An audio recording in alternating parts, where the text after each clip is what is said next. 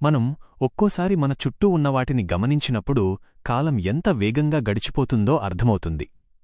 మనలో, మన పరిసరాల్లో, మనకు తెలిసిన మనుషుల్లో వచ్చే మార్పులు చూసినప్పుడు వయసు పెరుగుతోందనే భయం మనల్ని వెంటాడుతుంది.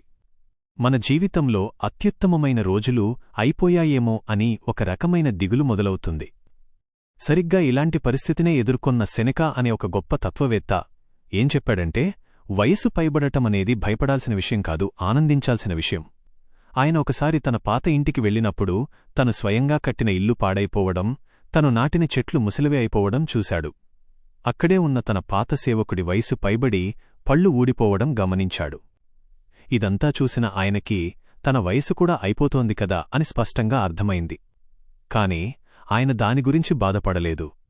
ముసలితనాన్ని మనం ప్రేమించాలి, ఎందుకంటే దాన్ని ఎలా వాడుకోవాలో తెలిస్తే అందులో ఎవరికీ అర్థంకాని ఒక అద్భుతమైన ప్రశాంతత దాగి ఉందని ఆయన చెబుతాడు.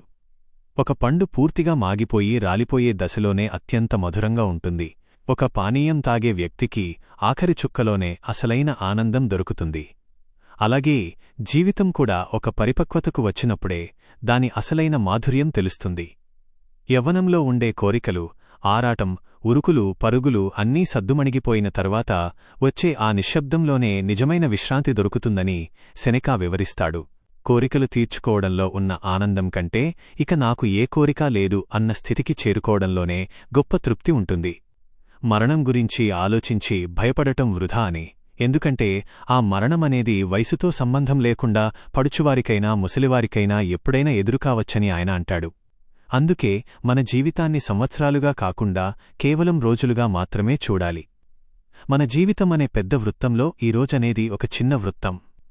ఒక రోజులో పగలు రాత్రి ఎలా అయితే ఉంటాయో మన మొత్తం జీవితమంతా చూసుకున్నా అవే పగలు రాత్రులు పునరావృతం అవుతూ ఉంటాయి.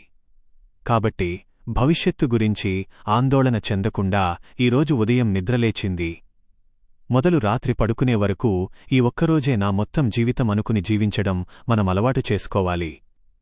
గడిచిపోయిన కాలాన్ని తలచుకుని బాధపడటం మానేసి ఇప్పుడు మీరున్న దశను సంపూర్ణంగా స్వీకరించండి.